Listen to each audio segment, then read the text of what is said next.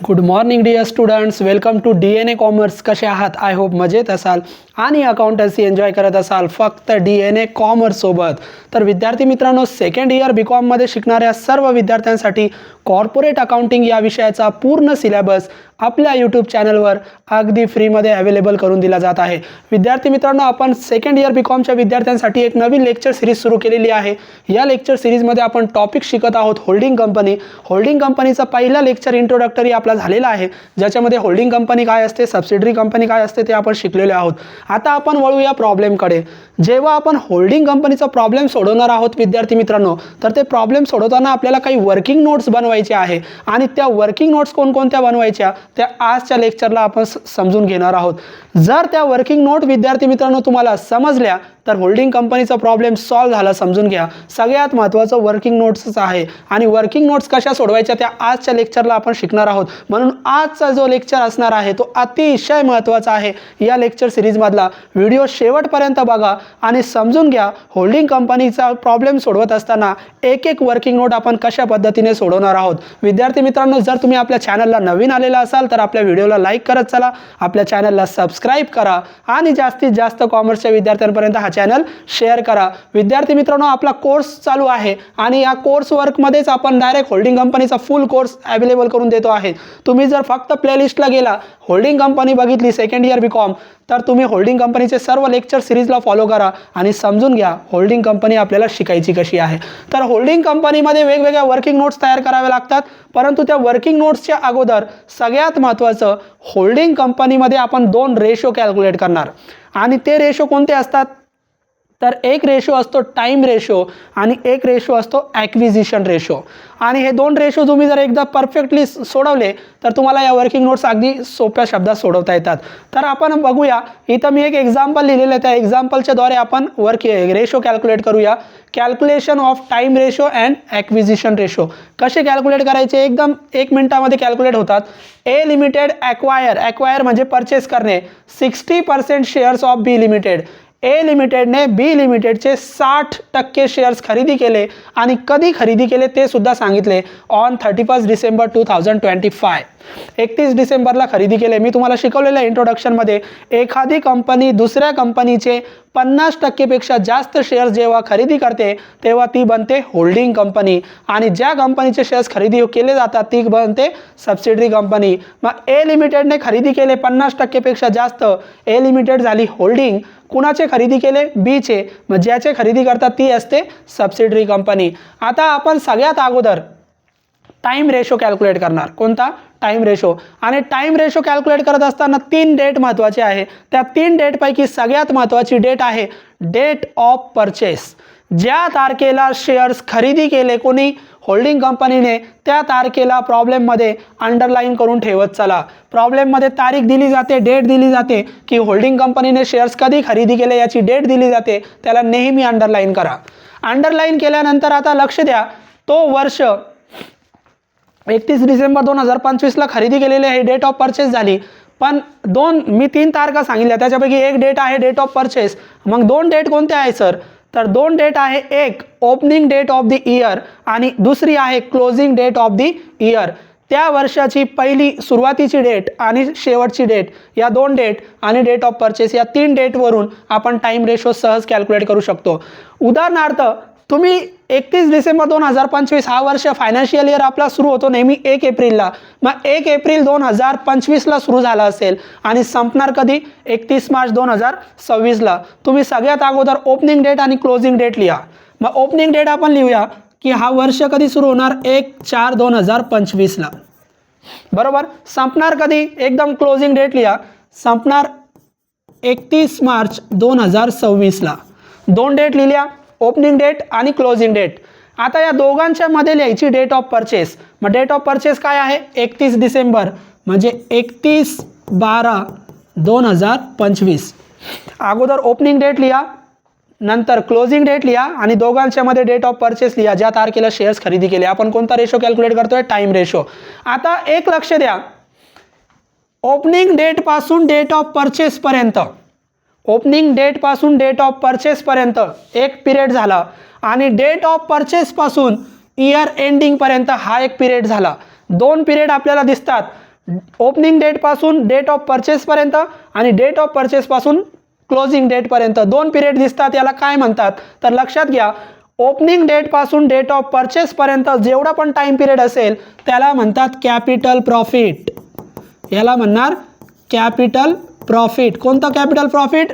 Opening डेटपासून date of परचेसपर्यंत जो टाईम आहे तो टाईम असेल कॅपिटल प्रॉफिट. आणि डेट ऑफ परचेसपासून इयर एंड डेटपर्यंत जो टाईम दिलेला असतो तो असतो रेव्हेन्यू प्रॉफिट. म्हणजे कॅपिटल प्रॉफिट आणि रेव्हेन्यू प्रॉफिट आपल्याला ओळखता आलं पाहिजे. प्रॉब्लेममध्ये मी तुम्हाला शिकवणारच आहे. झाले 2 प्रॉफिट. आता फक्त टाईम पिरियड काउंट करा. 1 एप्रिल ते 31 डिसेंबर किती होतात बघा. 1 एप्रिलचा पहिला दिवस म्हणजे एप्रिल पण घ्या. April, May, June, July, August, September, October, November, December किती झाले? 31 डिसेंबरपर्यंत 9 महिने. म्हणजे कॅपिटल प्रॉफिटचा जो टाईम आला तो किती आला? 9 महिने आला. मग 31 डिसेंबर ते 31 मार्च, जानेवारी, फेब्रुवारी, मार्च किंवा एकदा हा मिळाला तर तुम्ही दुसरा लगेच काढू शकतात. एका वर्षात 12 महिने असतात, त्याच्यापैकी 9 महिने जर कॅपिटल प्रॉफिट आहे तर शिल्लक राहिलेले 3 महिने हा झाला रेव्हेन्यू प्रॉफिट. मग रेव्हेन्यू प्रॉफिट आपल्याला टाईम मिळाला 3 मंथ. मग 9 आणि 3 यांचा रेशो काढा. मग पुढच्या ओळीवर 9:3. मग याला भाग जातोय एकाच संख्येने भाग गेला पाहिजे. मग 3 ने भाग जातो. 3 1 3 आणि 3 3 9 झाला रेशो. 3 1 3 आणि 3 3 9 रेशो आपण काढला टाइम रेशो 3:1. तर या पद्धतीने तुम्ही टाइम रेशो विद्यार्थी मित्रांनो काढू शकतात. आता दुसरा रेशो आपल्याला कॅल्क्युलेट करायचा आहे ॲक्विजिशन रेशो. ॲक्विजिशन रेशो हा कुणामध्ये असतो? तर ॲक्विजिशन रेशो हा नेहमी होल्डिंग आणि मायनॉरिटी या दोघांमध्ये असतो. की होल्डिंग कंपनीने किती ॲक्वायर केले आणि मायनॉरिटीने किती ॲक्वायर केले हे दाखविणारा रेशो म्हणजे ॲक्विजिशन रेशो. मग किती शेअर्स होल्डिंग कंपनीने घेतले आणि किती सबसिडरीने घेतले? तर बघा, होल्डिंग कंपनीने घेतले 60%. नंबर ऑफ शेअर्स नाही दिले, पर्सेंटेज दिले. किती घेतले? 60. तर शेअर्स असतात आपण पकडूया 100%. मग 100%पैकी 60% जर होल्डिंग कंपनीने खरेदी केले तर 40% कोणी खरेदी केले? सबसिडरीने खरेदी केले. मग ॲक्विजिशन रेशो कसा कॅल्क्युलेट करायचा बघा, इथं आपण शिकूया. दुसरा रेशो आपण इथं कॅल्क्युलेट करूया. इथंच तुम्हाला दाखवते मी ॲक्विजिशन रेशो. कुणामध्ये काढतात ॲक्विजिशन रेशो? नेहमी 2 कन्सेप्ट, होल्डिंगचा मायनॉरिटी सोबतचा रेशो काढायचा. याला म्हणतात ॲक्विजिशन रेशो. मग होल्डिंगने किती खरेदी केले ते माहिती आहे आपल्याला. किती? 60% सोडून द्या. मग 100 पैकी 60% जर होल्डिंगने खरेदी केले तर सबसिडरी मायनॉरिटीने किती खरेदी केले? 40. झालं. होल्डिंगचे माहीत असतील तर त्याच्यावरून मायनॉरिटी लगेच समजतं. होल्डिंगने 60% खरेदी केले तर होल्डिंगचे 60 आणि शिल्लक राहिलेले 40 कोणी खरेदी केले? मायनॉरिटी. काढा रेशो. मग 0 0 कट करा. 0 0 कट झालं. शिल्लक राहिले 6 4. मग 6 आणि 4ला एका संख्येने भाग जातो 2 ने. 2 3 6 आणि 2 2 4. संपलं. झाला ॲक्विजिशन रेशो. किती सिंपल आहे. तर इतक्या सिंपल पद्धतीने आपण ॲक्विजिशन रेशो कॅल्क्युलेट करू शकतो. ॲक्विजिशन रेशो फक्त होल्डिंग आणि मायनॉरिटीमध्ये काढायचा आणि टाइम रेशो हा कॅपिटल प्रॉफिट आणि रेव्हेन्यू प्रॉफिट यामध्ये काढायचा. या पद्धतीने तुम्ही हे 2 रेशो कॅल्क्युलेट करू शकतात. प्रॉब्लेम सोडवताना सगळ्यात पहिले आपण हे 2 रेशो कॅल्क्युलेट करणार आहोत. टाइम रेशो आणि दुसरा acquisition ratio. Time ratio capital profit किती, रेव्हेन्यू प्रॉफिट किती यासाठी. आणि ॲक्विजिशन रेशो म्हणजे होल्डिंगने किती खरेदी केले आणि मायनॉरिटीने किती शेअर्स खरेदी केले यासाठी ॲक्विजिशन रेशो. आता रेशो कॅल्क्युलेट केल्यानंतर आपण वर्किंग नोट सोडवणार आणि 4-5 वर्किंग नोट आपण सोडवणार. त्याच्यापैकी पहिली वर्किंग नोट आहे कॅपिटल प्रॉफिट. व्यवस्थित समजून घ्या विद्यार्थी मित्रांनो. खूप महत्त्वाचं लेक्चर आहे. आजचा लेक्चर झाल्यानंतरच आपण प्रॉब्लेम घेणार आहोत. कॅपिटल प्रॉफिटला काय म्हणतात? तर कॅपिटल प्रॉफिटलाच म्हणतात pre acquisition profit. Pre acquisition profit. Capital प्रॉफिटची डेफिनेशन मी इथं लिहिलेली आहे, तुम्ही नोट डाऊन करून ठेवू शकतात. Capital profit means the profit earn by subsidiary company. कोणती कंपनी प्रॉफिट मिळवते? सबसिडरी कंपनी मिळवते.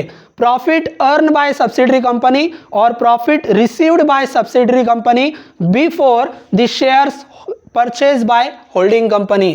बिफोर हा शब्द खूप महत्त्वाचा आहे. Before the shares purchase by holding company.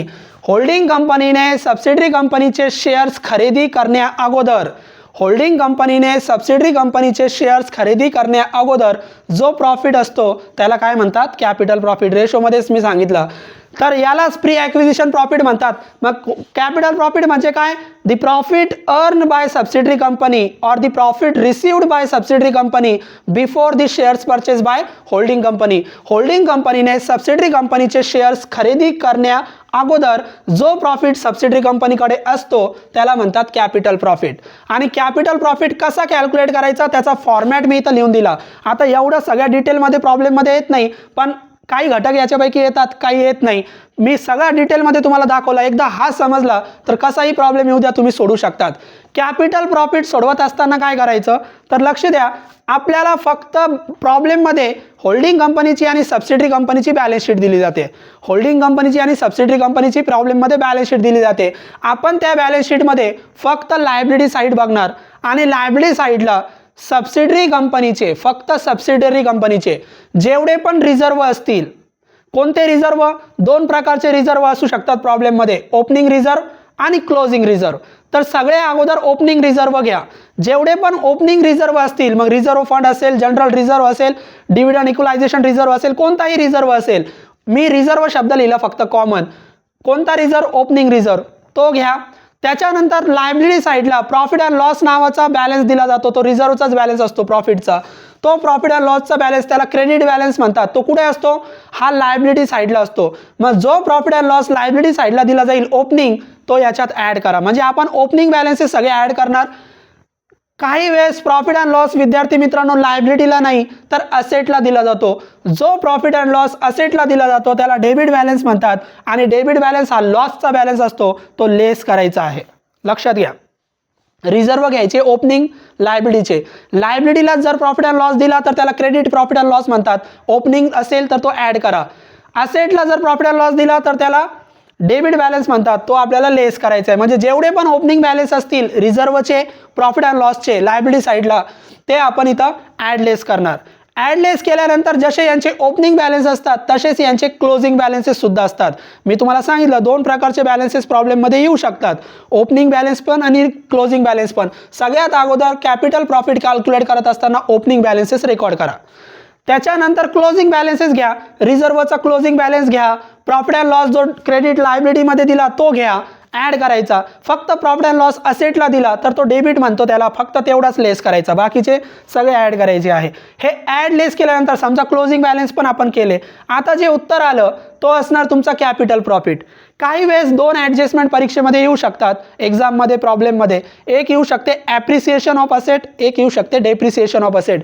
Appreciation म्हणजे असेटची व्हॅल्यू वाढली, डेप्रिसिएशन म्हणजे असेटची व्हॅल्यू कमी झाली. ॲप्रिसिएशनलाच एक अल्टरनेटिव्ह वर्ड्स आहे जो एक्झाममध्ये येऊ शकतो. ॲप्रिसिएशन ऐवजी काही वेळेस शब्द वापरला जाऊ शकतो अंडर व्हॅल्यू. अंडर व्हॅल्यू म्हणजेच ॲप्रिसिएशन आणि ओव्हर व्हॅल्यू म्हणजे डेप्रिसिएशन.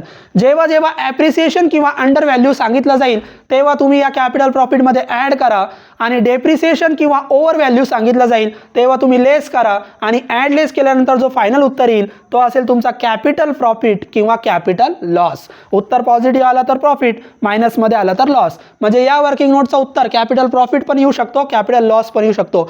पहिली टेक्निक, फॉर्मॅट मी सगळं सांगितलं. पहिली technique, reserve, profit and loss यांचे सर्वांचे ओपनिंग बॅलन्सेस जर असतील, फक्त ओपनिंग बॅलन्स, तर ते फक्त कॅपिटल प्रॉफिट या वर्किंग नोटमध्ये रेकॉर्ड करायचे. रेव्हेन्यू प्रॉफिटमध्ये रेकॉर्ड करू नका. ओपनिंग बॅलन्सेस, मग रिझर्वचे ओपनिंग बॅलन्स दिले घ्या, प्रॉफिट अँड लॉस लायबिलिटीला ओपनिंग दिला घ्या, असेटला दिला तर तो फक्त लेस करायचा. म्हणजे ओपनिंग बॅलन्स घ्या, त्याच्यानंतर यांचे क्लोजिंग बॅलन्स सुद्धा घ्या. मग क्लोजिंग बॅलन्स कधी घ्यायचे? जेव्हा मी प्रॉब्लेम शिकवेल तेव्हा. काही भाग रेव्हेन्यू प्रॉफिट, काही भाग कॅपिटल प्रॉफिट, असा दोन भागामध्ये जर एक वर्ष डिवाइड झालेला असेल तर आपल्याला क्लोजिंगचा शेअर सुद्धा घ्यावा लागतो. तर क्लोजिंगचा शेअर घ्या, रिझर्वचा, प्रॉफिट अँड लॉसचा आणि असेटचा प्रॉफिट लॉस असेल तर लेस. आणि अंडर व्हॅल्यू आणि ओव्हर व्हॅल्यू, ॲप्रिसिएशन आणि डेप्रिसिएशन ॲड लेस करा. झाली कॅपिटल प्रॉफिटची वर्किंग नोट. त्याच्यानंतर आता जे उत्तर तुमचं कॅपिटल प्रॉफिटचं आलं ते दोन जणांमध्ये वाटायचं, दोन जणांमध्ये डिस्ट्रीब्यूट करायचं. कोण दोन जण? होल्डिंग आणि मायनॉरिटी. जे पण उत्तर येईल ते होल्डिंग आणि मायनॉरिटीमध्ये डिस्ट्रीब्यूट करायचं. कसं? As per their acquisition ratio जो आपण काढला तो. आता दुसरी working note, revenue profit. Revenue प्रॉफिटला म्हणतात पोस्ट ॲक्विजिशन प्रॉफिट. हा आहे प्री ॲक्विजिशन, खरेदी करण्या अगोदरचा. हा आहे पोस्ट ॲक्विजिशन, होल्डिंग कंपनीने शेअर्स खरेदी केल्यानंतर जेव्हा जेव्हा सबसिडरी कंपनीला प्रॉफिट होतो तेव्हा त्याला म्हणतात रेव्हेन्यू प्रॉफिट. रेव्हेन्यू प्रॉफिट म्हणजे काय? The profit earn by subsidiary company और profit received by subsidiary company after the shares purchase by holding company. Holding कंपनीने शेअर्स खरेदी केल्यानंतर जेव्हा जेव्हा सबसिडरी कंपनीला प्रॉफिट होतो तेव्हा तो असतो रेव्हेन्यू प्रॉफिट. होल्डिंग कंपनीने शेअर्स खरेदी केल्यानंतर जो पण प्रॉफिट होतो तो रेव्हेन्यू प्रॉफिट असतो. म्हणजे आफ्टर दी शेअर्स, एक लक्षात घ्या. Before the shares purchase capital profit, after the shares purchase revenue profit. आता रेव्हेन्यू प्रॉफिटमध्ये रिझर्व, प्रॉफिट अँड लॉस यांचे फक्त क्लोजिंग बॅलन्स घ्यायचे, ओपनिंग नाही. ओपनिंग बॅलन्स फक्त कॅपिटल प्रॉफिट या वर्किंग नोटमध्ये घेतात. क्लोजिंग बॅलन्सेस, फक्त क्लोजिंग बॅलन्सेस रेव्हेन्यू प्रॉफिट या वर्किंग नोटमध्ये रेकॉर्ड करायचे. जसे मी सांगितले होते तसे. पहिले रिझर्वचा क्लोजिंग बॅलन्स घ्या, सगळे रिझर्व आले, जनरल रिझर्व, रिझर्व फंड, सगळे रिझर्व जे असतील ते लायबिलिटी साईडला. लायबिलिटी साईडला जर प्रॉफिट अँड लॉस दिला तर त्याला क्रेडिट बॅलन्स म्हणतात, तो पण ॲड करा आणि क्लोजिंग बॅलन्स घ्या. त्याच्यानंतर समजा प्रॉफिट अँड लॉस असेटला दिला तर तो डेबिट बॅलन्स आहे तो फक्त लेस करायचा आणि हे ॲड लेस केल्यानंतर जे उत्तर येईल तो असेल रेव्हेन्यू प्रॉफिट किंवा रेव्हेन्यू लॉस. म्हणजे या वर्किंग नोटचं उत्तर सुद्धा प्रॉफिट किंवा लॉस असं येऊ शकतो. पॉझिटिव्ह आला तर प्रॉफिट, निगेटिव्ह आला तर लॉस. तर हा झाला 2 वर्किंग नोट. आता एक लक्ष द्या विद्यार्थी मित्रांनो, जेव्हा प्रॉब्लेम आपण शिकूया तेव्हा आपण बघूया. इथं एक्झाम्पल नुसार बघा, काही भाग कॅपिटल प्रॉफिट आहे 9 महिने आणि काही भाग 3 महिन्याचा रेव्हेन्यू प्रॉफिट आहे. म्हणजे एकाच प्रॉब्लेम मध्ये इयर 2 भागामध्ये डिवाइड झाला, कॅपिटल प्रॉफिट पण आणि रेव्हेन्यू प्रॉफिट पण. ज्या ज्या वेळेस तुमचा इयर 2 भागामध्ये डिवाइड होईल तेव्हा तेव्हा तुमचे क्लोजिंग बॅलन्स सुद्धा 2 भागामध्ये डिवाइड होतील. कोणते balance? Closing balance. Closing balance 2 भागामध्ये डिवाइड होतील. क्लोजिंग बॅलन्स 9 महिन्याचा कॅपिटल प्रॉफिटमध्ये घ्या आणि क्लोजिंग बॅलन्स 3 महिन्याचा रेव्हेन्यू प्रॉफिटमध्ये घ्या. जेव्हा मी प्रॉब्लेम शिकवेल तेव्हा तुम्हाला समजून सांगणारच आहे. आता फक्त एक लक्षात घ्या, जेव्हा जेव्हा इयर 2 पार्टमध्ये डिवाइड होईल, कॅपिटल प्रॉफिट आणि रेव्हेन्यू प्रॉफिट, तेव्हा क्लोजिंग बॅलन्स कॅपिटल प्रॉफिटमध्ये पण रेकॉर्ड करायचे आणि रेव्हेन्यू प्रॉफिटमध्ये पण रेकॉर्ड करायचे. लक्षात घ्या. आता पुढची वर्किंग नोट आहे, 2 वर्किंग नोट तुम्हाला सांगितल्या. कॅपिटल प्रॉफिटमध्ये फक्त ओपनिंग प्रॉफिट प्लस असा 2 भागात असेल तर क्लोजिंग प्रॉफिट पण लिहितात आणि इथं फक्त क्लोजिंग बॅलन्सेस लिहितात. लक्षात ठेवा, ओपनिंग बॅलन्सेस फक्त आणि फक्त कॅपिटल प्रॉफिट या वर्किंग नोटमध्ये लिहायचे, नोट डाऊन करून ठेवा. तिसरी वर्किंग नोट आपण सॉल्व करणार आहोत. त्या तिसऱ्या वर्किंग नोटचं नाव आहे minority interest. Minority interest me तुम्हाला इंट्रोडक्टरी लेक्चरमध्ये शिकवलं होतं. Minority interest means the outsider who purchase the remaining share capital of subsidiary company. Holding कंपनीने शेअर्स खरेदी केल्यानंतर सबसिडरी कंपनीकडे जेवढे शेअर्स शिल्लक राहतात ते शिल्लक राहिलेले शेअर्स ज्यांच्याकडे असतात ते असतात मायनॉरिटी इंटरेस्ट. म्हणजे त्याची डेफिनेशन तुम्ही लिहून घेऊ शकतात. The outsider who purchase the remaining share capital, शिल्लक राहिलेले शेअर्स कुणाचे? सबसिडरी कंपनीचे. जे खरेदी करतात त्याला मायनॉरिटी इंटरेस्ट म्हणतात आणि minority interest is always recorded at the liability side of consolidated balance sheet. लक्षात घ्या, जेव्हा तुम्ही मायनॉरिटी इंटरेस्टचा बॅलन्स सोडवणार तेव्हा त्याचा बॅलन्स फक्त लायबिलिटी साइडलाच रेकॉर्ड करायचा, असेटला नाही. कोणत्या बॅलन्स शीटला? कन्सॉलिडेटेड एकत्र बॅलन्स शीट जेव्हा आपण बनवणार तेव्हा फक्त मायनॉरिटी इंटरेस्ट फक्त लायबिलिटी साइडलाच रेकॉर्ड करायचा आहे. आता मायनॉरिटी इंटरेस्ट सॉल्व कसं करायचं मी तुम्हाला या 2 वर्किंग नोट शिकवल्या होत्या. कॅपिटल प्रॉफिटचं जे उत्तर आलं ते तुम्ही दोघांमध्ये वाटणार, होल्डिंगमध्ये पण आणि मायनॉरिटीमध्ये पण. तसंच रेव्हेन्यू प्रॉफिटचं जे आन्सर येईल ते पण आपण होल्डिंग आणि मायनॉरिटी या दोघांमध्ये शेअर करणार. आता मायनॉरिटी इंटरेस्ट कसा सोडवायचा? तर सगळ्यात पहिले याची सुरुवात अशीच करायची, shares purchase bye minority. Shares purchase bye minority. इथं बघा, फॉर एक्झाम्पल मी तुम्हाला सांगितलं होतं, होल्डिंग कंपनीने समजा 60% शेअर्स खरेदी केले. किती? 60%. तर मायनॉरिटीने किती खरेदी केले? 40%. मग तेवढे 40% शेअर्स मायनॉरिटीच्या नावावर आहे, तेवढेच घ्या. म्हणजे for example minority interest calculate करत असताना सगळ्यात पहिले सुरुवात करा, how much shares purchase bye minority. How many shares, किती शेअर्स त्यांनी खरेदी केलेले, कोणी? मायनॉरिटीने. जेवढे शेअर्स मायनॉरिटीने खरेदी केलेले असतील तेवढे लिहा. लिहिले. त्याच्यानंतर फक्त ॲड किंवा लेस करायचं. काय ॲड लेस करायचं?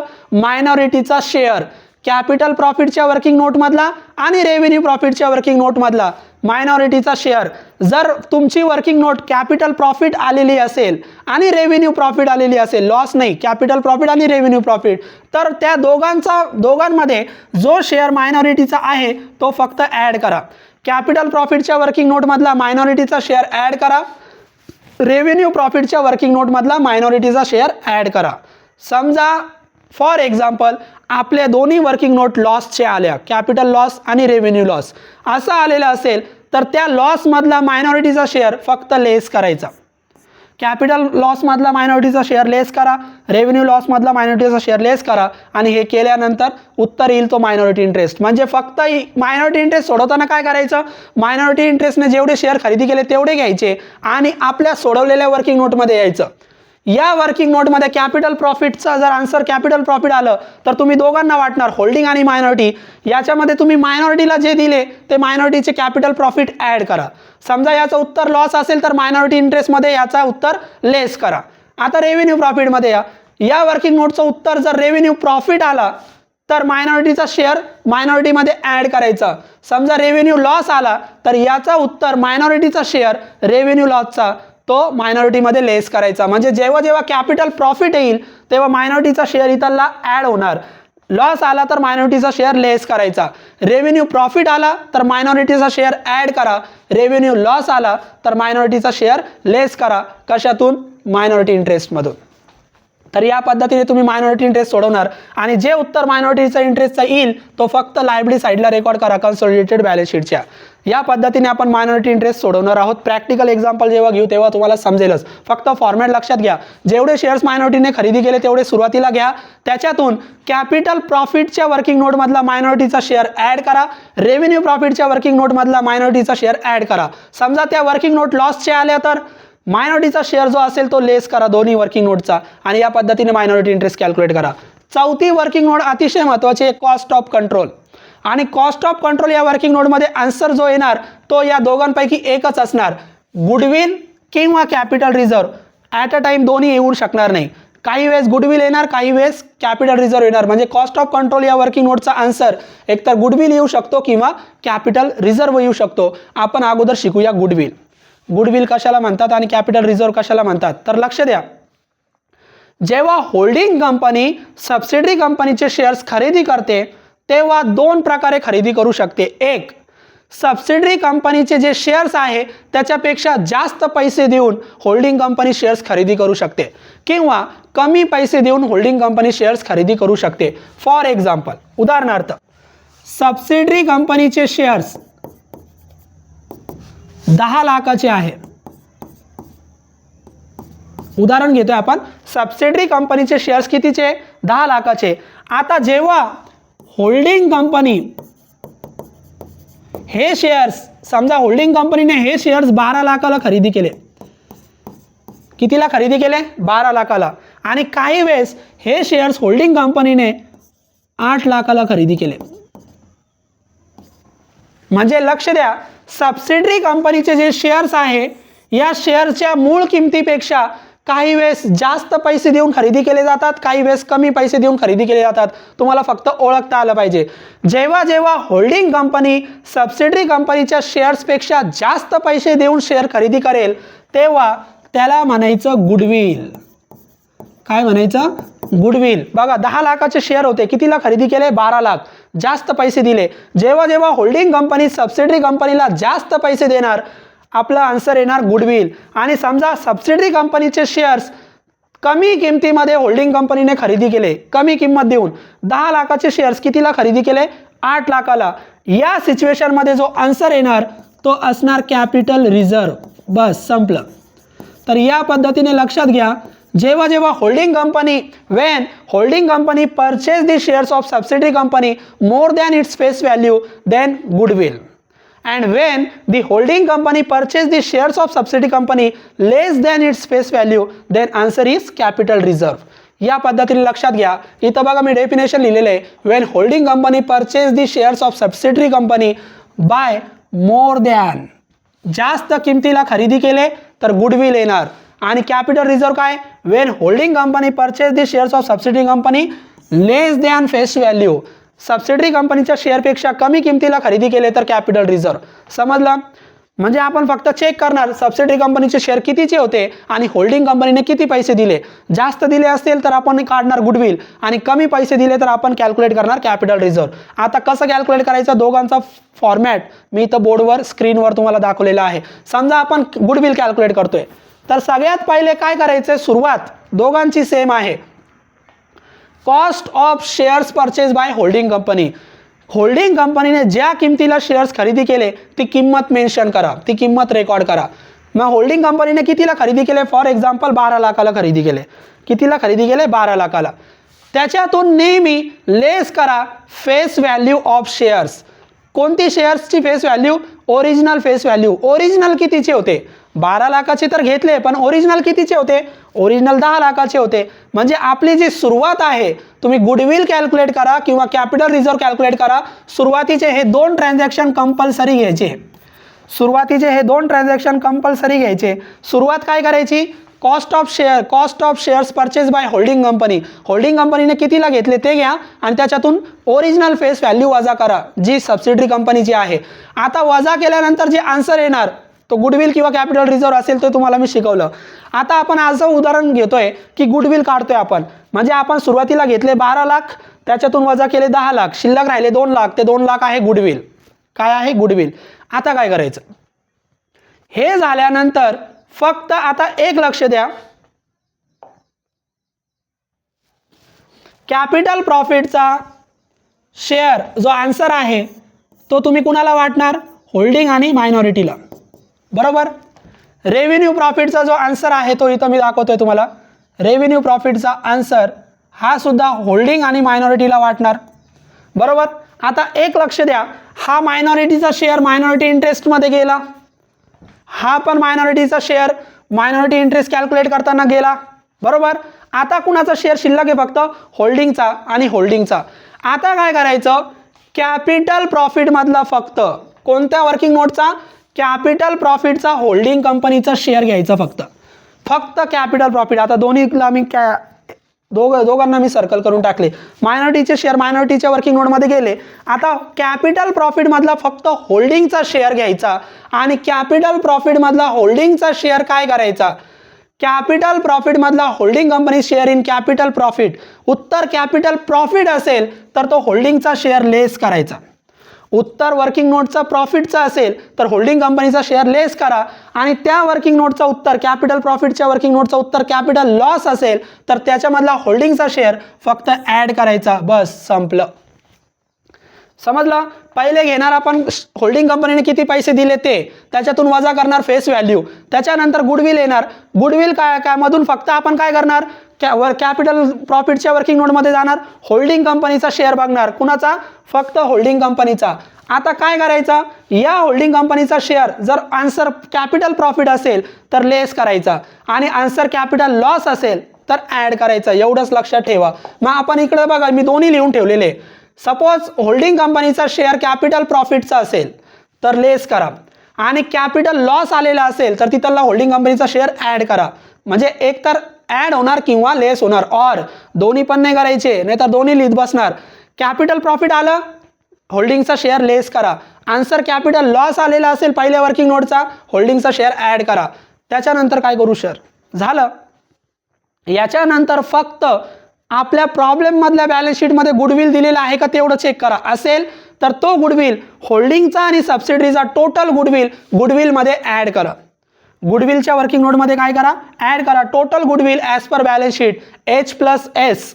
H म्हणजे होल्डिंग आणि S म्हणजे सबसिडरी. होल्डिंग आणि सबसिडरीचा प्रॉब्लेममध्ये दिलेल्या बॅलन्स शीटमध्ये गुडविल असेल दोघांचा तर दोघांचा गुडविल टोटल करा आणि इथे ॲड करा आणि जे फायनल आन्सर असेल तो असेल तुमचा गुडविल. तर या पद्धतीने गुडविल कॅल्क्युलेट करायचा. गुडविल कॅल्क्युलेट करायचा असेल तर काय, सिंपल आहे. फक्त गुडविल लक्षात ठेवा, त्याच्यावरून कॅपिटल रिझर्व्ह ऑटोमॅटिक उलटा करायचं, फक्त ऑपोजिट असं उलटं टांगायचं आहे ना. तर लक्षात घ्या, उलटं नाही टांगायचं, फक्त ऑपोजिट करायचं आहे. गुडविल लक्षात ठेवा. गुडविल कॅल्क्युलेट करायचं असेल तर पहिलं काय, होल्डिंग कंपनीने जेवढे शेअर्स खरेदी केले त्याची किंमत, त्याच्यातून मूळ किंमत फेस व्हॅल्यू वजा करा आणि फक्त पहिली वर्किंग नोटचा आन्सर बघा. कॅपिटल प्रॉफिट असेल तर लेस करा, कॅपिटल लॉस असेल तर ॲड करा. फक्त कुणाचा शेअर, होल्डिंग कंपनीचा share. Holding company share, holding company share कशामधला, कॅपिटल लॉस मधला आणि कॅपिटल प्रॉफिट मधला. आता हे झाल्यानंतर जर प्रॉब्लेमच्या बॅलन्स शीटमध्ये गुडविल असेल तर दोघांचा गुडविल टोटलमध्ये ॲड करायचा आणि फायनल गुडविल काढायचं. आता आपण कॅपिटल रिझर्व्ह बघू. समजा होल्डिंग कंपनीने कमी पैसे दिले, 8 लाख दिले आणि शेअर्स खरेदी केले. 10 लाखाचे शेअर्स कितीला 8 लाखाला, तर गुडविल नाही येणार, काय येणार कॅपिटल रिझर्व. मग कसं कॅल्क्युलेट करायचं, तर सुरुवात अशीच घ्यायची. होल्डिंगने कितीला शेअर्स खरेदी केले 8 लाख वजा फेस व्हॅल्यू कितीची होती 10 लाख. आता आन्सर मायनसमध्ये आणणार, मायनसमध्ये आन्सर आला तर कॅपिटल रिझर्व. बरोबर, इथपर्यंत आले. आता फक्त इथं जे कॅपिटल प्रॉफिट आणि कॅपिटल लॉसचे शेअर होल्डिंगचे जे ॲड आणि लेस केले होते त्याच्या उलट इकडं करा. कॅपिटल प्रॉफिट मधला होल्डिंगचा शेअर तुम्ही लेस केला होता कधी, गुडविल काढताना. जेव्हा तुम्ही कॅपिटल रिझर्व काढणार तेव्हा हा लेस होत होता असणारा शेअर इकडे ॲड होणार. बघा, होल्डिंग कंपनीचा शेअर कॅपिटल प्रॉफिट मधला काय होतोय, इथं ॲड होतोय आणि इथं काय होतोय, इथं लेस होतोय. म्हणजे फक्त गुडविलचं लक्षात ठेवा आणि कॅपिटल रिझर्वचं उलटं करा, फक्त ऑपोजिट. होल्डिंग कंपनीचा शेअर कॅपिटल प्रॉफिट मधला गुडविल काढताना लेस करतात आणि कॅपिटल रिझर्व काढताना ॲड करतात. आता याचा आन्सर मला तुम्ही सांगा. होल्डिंग कंपनीचा शेअर कॅपिटल लॉस असेल तर ॲड करतात, कशामध्ये, गुडविलमध्ये ॲड करतात. कॅपिटल रिझर्व काढताना लेस करतात. होल्डिंग कंपनीचा शेअर कॅपिटल लॉस मधला जो इथं ॲड झाला होता तो इथं काय होतोय, लेस होतोय, म्हणजे उलट. आता गुडविल टोटल जुन्या बॅलन्स शीट मधला गुडविलमध्ये ॲड झाला, पण जुन्या बॅलन्स शीटचा गुडविल कॅपिटल रिझर्वमध्ये ॲड नाही होणार. कॅपिटल रिझर्वमध्ये टोटल गुडविल काय होणार, लेस होणार. आणि टोटल गुडविल दोघांचा होल्डिंग आणि सबसिडरीचा लेस करा आणि फायनल आन्सर येणार कॅपिटल रिझर्व. तर फक्त गुडविलचा फॉर्मॅट पाठ करून ठेवा आणि त्याच्या ऑपोजिट कॅपिटल रिझर्व सोडायचं. मग गुडविलचा फॉर्मॅट कसा पाठ करायचा परत एकदा रिपीट करतोय. होल्डिंग कंपनीने कितीला शेअर्स खरेदी केले ते घ्या, त्याच्यातून फेस व्हॅल्यू वजा करा, त्याच्यातून फक्त पहिले वर्किंग नोट्समध्ये जा. पहिल्या वर्किंग नोटचं उत्तर जर कॅपिटल प्रॉफिट असेल तर त्याच्यामधला होल्डिंगचा शेअर लेस करा. पहिल्या वर्किंग नोटचं उत्तर कॅपिटल लॉस असेल तर होल्डिंग कंपनीचा शेअर ॲड करा. झालं. आणि जुन्या बॅलन्स शीटमध्ये गुडविल दिलेला असेल तर दोघांचं गुडविल टोटल करून ॲड करा, संपलं गुडविल. आणि याचाच जर कॅपिटल रिझर्व सोडायचा असेल तर उलटा करा. पहिल्या होल्डिंग कंपनीचे शेअर्स घ्या, त्याच्यातून फेस व्हॅल्यू हे या पद्धतीने घेणार. आता कॅपिटल प्रॉफिटचा शेअर इथं आपण लेस केला होता, इथं आपण ॲड करणार. कॅपिटल लॉसचा शेअर आपण इथं ॲड केला होता, इथं आपण लेस करणार. टोटल गुडविल इथं आपण ॲड केली होती, इथं आपण लेस करणार. तर या पद्धतीने गुडविल आणि कॅपिटल रिझर्व तुम्ही कॅल्क्युलेट करू शकतात. स्क्रीनशॉट काढून ठेवा किंवा नोट डाऊन करून ठेवा. या पद्धतीने ही एक वर्किंग नोट तुम्ही कॅल्क्युलेट करू शकतात. या 4 वर्किंग नोट खूप महत्त्वाच्या आहे. कोणकोणत्या, पहिली कॅपिटल प्रॉफिट, दुसरी रेव्हेन्यू प्रॉफिट. यांचं उत्तर लॉसमध्ये पण येऊ शकतो. लॉसमध्ये आलं तर काय करायचं तुम्हाला सांगितलं मी. कॅपिटल प्रॉफिट पण येऊ शकतो, कॅपिटल लॉस पण येऊ शकतो, रेव्हेन्यू प्रॉफिट पण येऊ शकतो, रेव्हेन्यू लॉस पण येऊ शकतो. तिसरी वर्किंग नोट मायनॉरिटी. चौथी working note goodwill cost of control. मग त्याच्यामध्ये एकतर गुडविल येणार किंवा कॅपिटल रिझर्व येणार. म्हणजे दोघांपैकी कोणता तरी एकच सोडवायचा आहे. प्रॉब्लेम सोडवताना तुम्हाला अजून चांगल्या प्रकारे समजणार आहे. बस एवढ्या 4 वर्किंग नोट लक्षात घ्या. आणि काही वेळेस अजून एक एक्स्ट्रा वर्किंग नोट कॅल्क्युलेट करावी लागते अनरिअलाइज प्रॉफिटची. ती मी तुम्हाला इथं दाखवतोय कशी सोडवायची. फक्त पहिले 4 कंपल्सरी वर्किंग नोट लक्षात घ्या. आता वर्किंग नोट झाल्यानंतर विद्यार्थी मित्रांनो आपल्याला कन्सॉलिडेटेड बॅलन्स शीट बनवायचा, जो मी इंट्रोडक्टरी लेक्चरमध्ये शिकवला होता. Consolidated balance sheet it is a combine balance sheet of holding company plus subsidiary company. Holding आणि सबसिडरी दोघांचा मिळून कंबाईन बॅलन्स शीट जे बनतात त्याला म्हणतात कन्सॉलिडेटेड बॅलन्स शीट. आणि consolidated balance sheet as per companies act 2013 schedule third नुसार आपल्याला जो बॅलन्स शीट बनवायचा आहे तो व्हर्टिकल फॉर्मॅटमध्ये बनवायचा, उभा, आडवा नाही. म्हणजे इकडे लायबिलिटी इकडे असेट असं नाही बनवायचा. आपल्याला व्हर्टिकल फॉर्मॅटमध्ये पहिली लायबिलिटी आणि दुसरा भाग असेट. तर कन्सॉलिडेटेड बॅलन्स शीटचा फॉर्मॅट लिहून घ्या, स्क्रीनशॉट काढा. याच पद्धतीने आपण प्रॉब्लेममध्ये बनवणार. मग 5 कॉलम आपण या बॅलन्स शीटमध्ये बनवणार. पहिला कॉलम सिरियल नंबर, दुसरा कॉलम पर्टिक्युलर्स, तिसरा कॉलम नोट नंबर आणि 2 अमाऊंटचे कॉलम आत्ता मी छोटे छोटे बनवले. पहिला इनर आणि दुसरा आउटर. आता एक लक्षात घ्या, इथं 2 पार्ट असतील. पहिला पार्ट असेल सिरियल नंबरमध्ये नाव द्या इक्विटी अँड लायबिलिटी. पहिला पार्ट फक्त लायबिलिटी नाही म्हणायचं, इक्विटी अँड लायबिलिटी. आणि दुसरा पार्ट असेल असेट. इक्विटी आणि लायबिलिटीमध्ये 4 पार्ट केलेले आहे. ते 4 पार्टचे नावं लक्षात घ्या. पहिला आहे शेअर होल्डर फंड, दुसरा आहे मायनॉरिटी इंटरेस्ट, तिसरा आहे नॉन करंट लायबिलिटी आणि चौथा आहे करंट लायबिलिटी. बस आणि झालं टोटल. आता मी जेव्हा बॅलन्स शीट प्रत्यक्षात सोडवेल प्रॉब्लेममध्ये, मी काय करणार, पहिला पार्टचं नाव लिहिणार इक्विटी अँड लायबिलिटी, त्याच्यामध्ये पहिला लिहिणार शेअर होल्डरचं फंड. मग शेअर होल्डरच्या फंडमध्ये मला फक्त दोनच कन्सेप्ट लिहायचे, लक्षात घ्या. एक शेअर होल्डरचं कॅपिटल, दोन प्रकारचं, equity share capital, preference share capital, आणि दुसरं त्याचे रिझर्व. मग मी याला काय करणार, शेअर होल्डरचं फंड लिहिणार, शेअर कॅपिटल आणि रिझर्व अँड सरप्लस लिहिण्यासाठी जागा सोडणार. मग मी शेअर होल्डरचं फंड लिहिल्यानंतर 4-5 लाईन सोडून देणार किंवा 5-6 लाईन सोडा. 5-6 लाईन सोडल्यानंतर दुसरा लिहिणार मी मायनॉरिटी इंटरेस्ट. मायनॉरिटी इंटरेस्टचं डायरेक्ट आन्सर मला वर्किंग नोटमधून मिळणार आहे म्हणून 1 लाईन सोडा फक्त, किंवा नाही सोडली तरी चालेल. तिसरा मी लिहिणार non current liability. Non current liability प्रॉब्लेममध्ये जास्त येत नाही. नॉन करंट लायबिलिटी म्हणजे लॉंग टर्म लायबिलिटी आणि करंट लायबिलिटी म्हणजे शॉर्ट टर्म लायबिलिटी. मग नॉन करंट लायबिलिटीसाठी फक्त 2 लाईन सोडा आणि करंट लायबिलिटी जास्त असतात त्याच्यासाठी 6-7 लाईन सोडा. आणि एवढ्या लाईन सोडल्यानंतर टोटल पहिला पार्ट संपला.